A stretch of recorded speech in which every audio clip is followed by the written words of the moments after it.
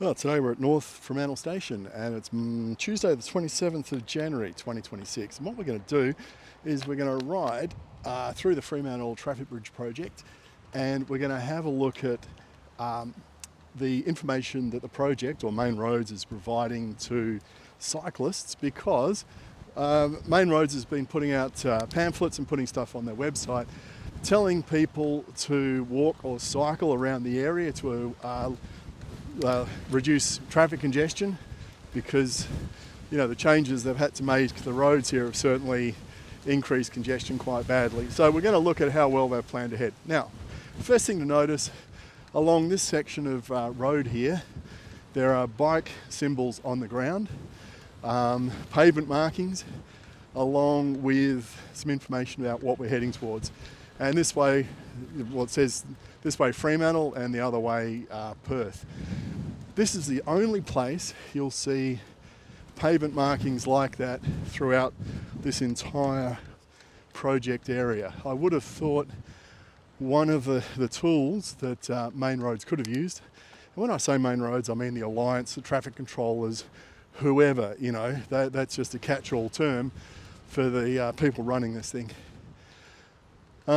Pavement markings are a really useful tool. They've used them on Canning Highway, over at the intersection of Sterling Highway, to make it easier for drivers to know where to go. Why not use them for cyclists as well? Okay, now in this spot here, there's still no variable message sign or map telling people coming down this way that there's detours ahead, what the detour looks like, a map you can stop and study. That would be useful. Last night, I was driving down the freeway, and it's South Street, South Terrace, 15 or 20 kilometres away from here. There was a message up on the variable message sign heading south, talking about this Fremantle, the bridge closing on the 1st of February.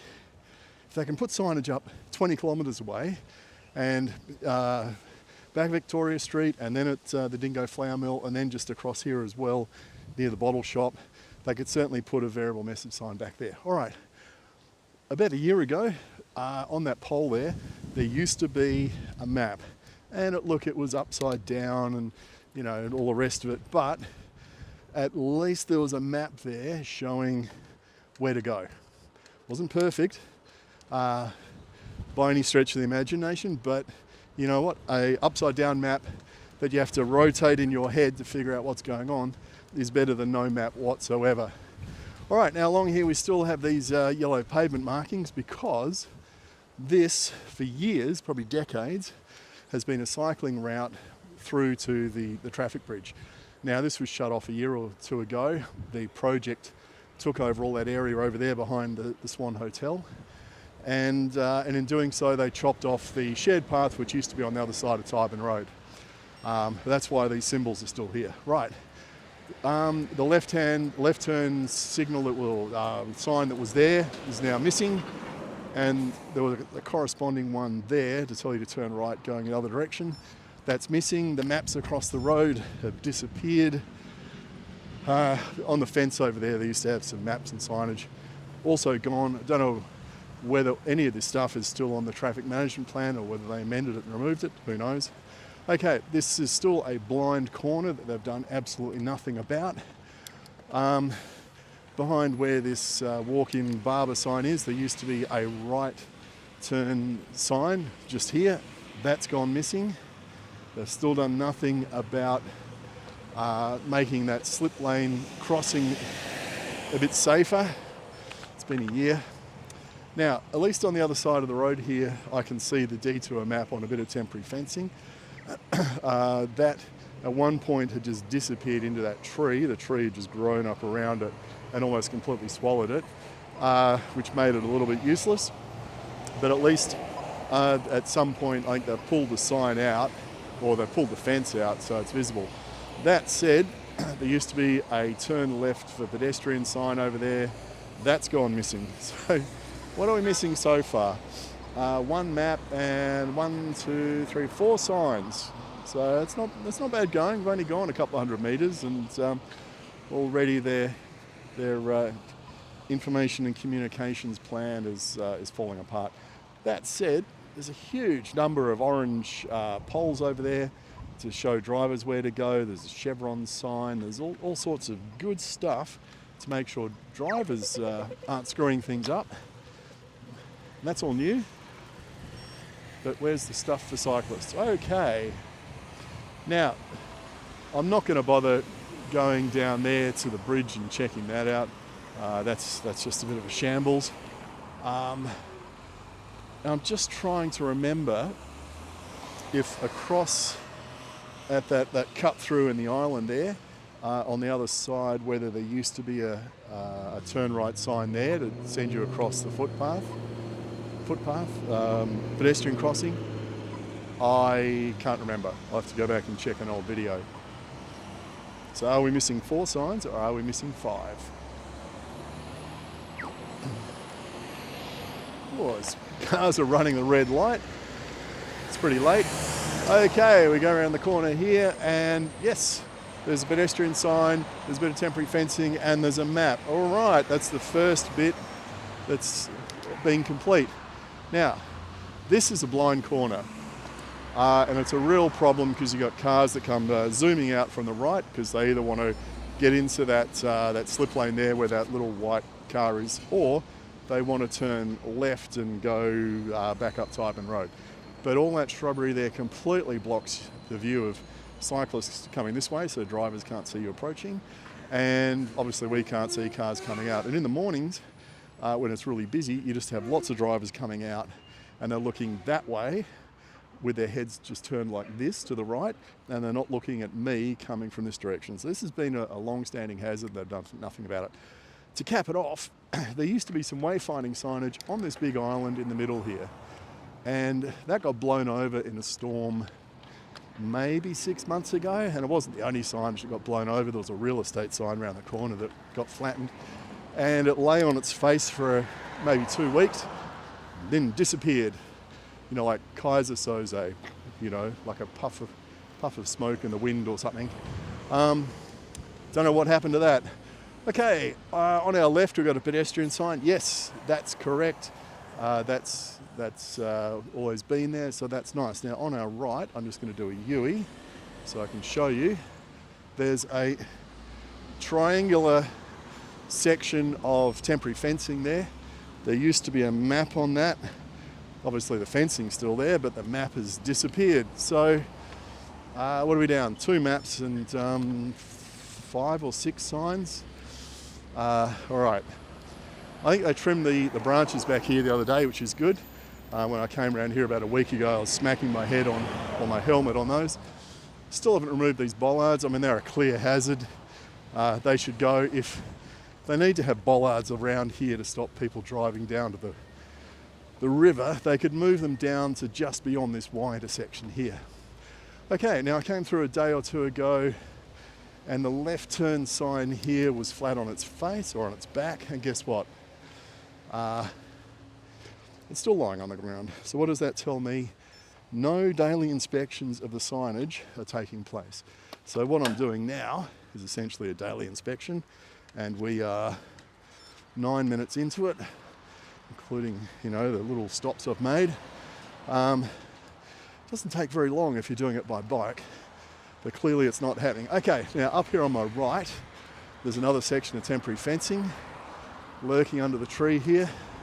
That also had a map on it. That map's disappeared. So, what are we down? 3 maps? Got to ask, look, does the project know the maps have disappeared and they just can't be bothered replacing them?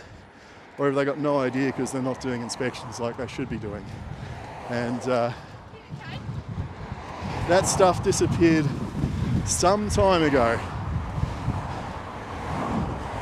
So, why would you, if the map disappeared and you're not going to replace it, and look, it wasn't just maps they were putting up there, there was also information core flutes with, the phases of the bridge construction and I don't know what it was going to cost, all that kind of thing. Useful stuff if you're an engineering geek. completely useless if you want to know where to go. But yeah, that's all gone. So are they leaving the fencing there because they're going to replace all that stuff with something new? Or are they just completely oblivious? And the first they'll know about it is when they see this video. All right, now, there's been quite a bit of work on this intersection here at the corner of Canning Highway. And they've taken away a lot of the shrubbery, which was a sight hazard, or was blocking sight lines off to the right. They've cleared it, they've relayed the footpath, blah, blah, blah. Now, there used to be another bit of temporary fencing here with a map on it. Well, that's all gone. Disappeared. Kaiser Soze. That was, God, what was his name? Kevin Spacey doing that. Okay, that's gone. There used to be a sign here telling us to go around to the right. That's gone. Oh, what else can I see? Oh no. Oh gee, I didn't see that pole. Just ran straight into it. Who would put a pole like that right in the middle of the path? Now going back the other way, there used to be a sign there as well, pointing pedestrians in the other direction. Oh, taking out the bus stop, is he?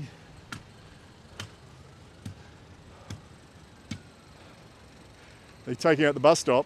Yep. Yep, all right. Well, there you go. It's no longer required, I guess. Interesting that they can remove the bus stop probably fairly quickly after they discovered there was no need for it. But to get a sign removed from the middle of this path, which had two poles, and they were impeding or blocking, not blocking the path, but they were a collision hazard, it took about a year. So yeah, I mean, I might complain about signs disappearing. I'm not complaining about that sign there disappearing. That's a good thing. All right, and you can see there's lots of new poles and stuff going up here. They've spared no expense with their pole, not going to say pole dancing, but pole stuff. All right, we have another temporary fence here. It still has a map on it. Hooray! I'm sure there used to be a sign here, though, somewhere on the grass, telling pedestrians and cyclists where to go. That seems to have gone walkabout. Okay, they've done nothing about making it safe to get across here. I've got a car behind me wanting to turn right. I've got a car there wanting to turn left. And I'm trying to get across without getting squished. Now, at least this section here has been widened. All good. Provides a safe detour around the back of that bus shelter. That should have been picked up in a road safety audit before this project started. I don't think they ever did a road safety audit or a pertinent one, which would have picked up those hazards, and they could have fixed that before the detour was put in place, rather than about 6 months afterwards. And you really shouldn't have a non-professional amateur like me having to go through and pick up all these hazards.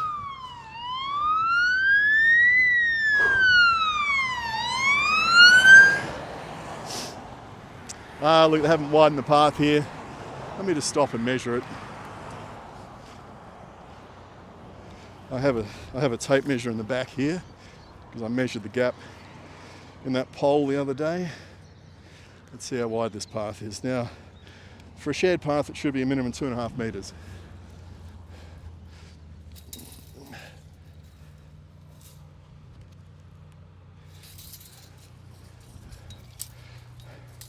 See, got my tape measure.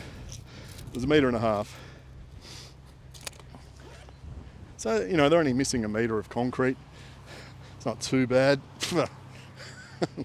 I presume, they didn't re-concrete this path because they've used every single bag of concrete in the state to build that bridge over there. Maybe that's why you can't get a driveway built or something these days, because, there's no cement left. Rita's taken the whole lot. All right. It's an absolute howling sou'wester today.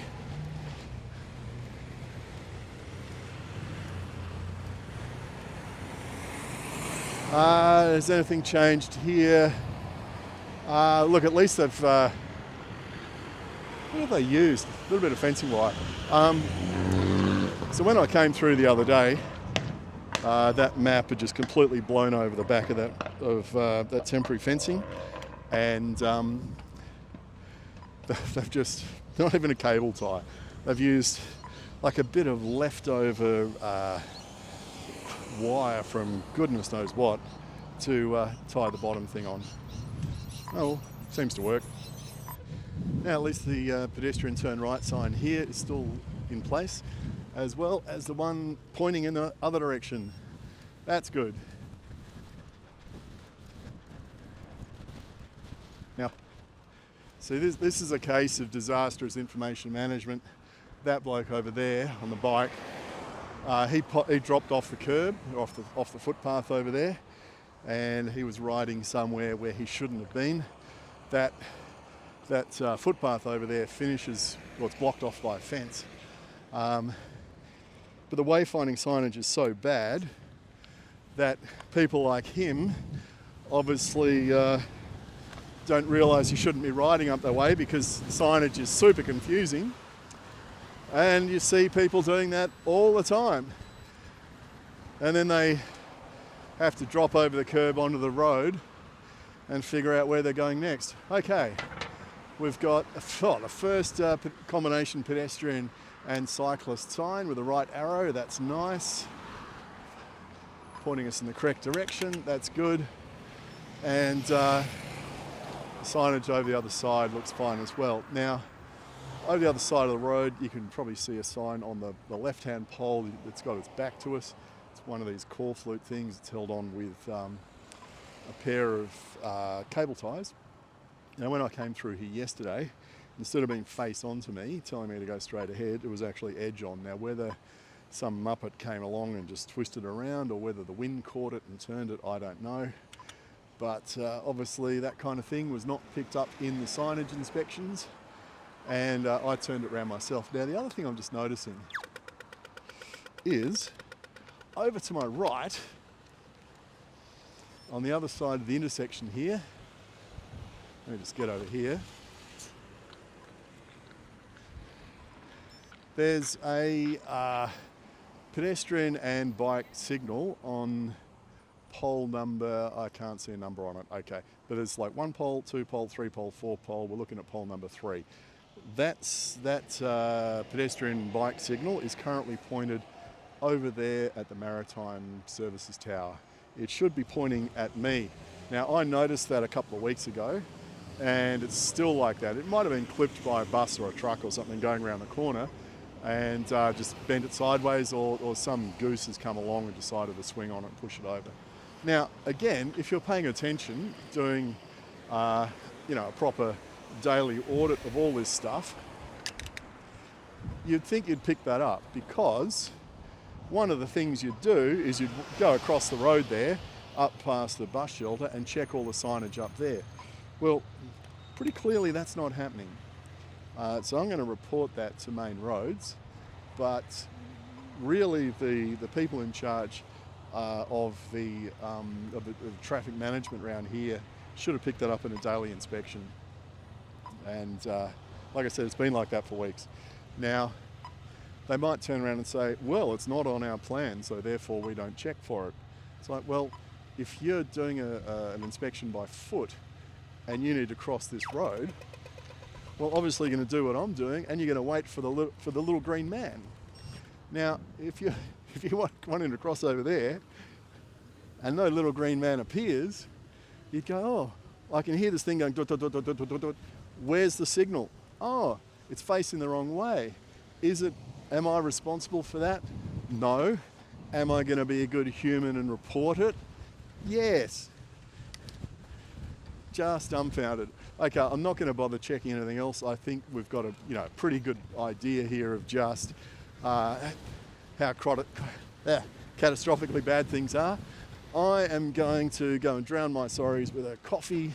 Sorrows with a cup of coffee and a bit of cake down here at Gesher, and that'll do.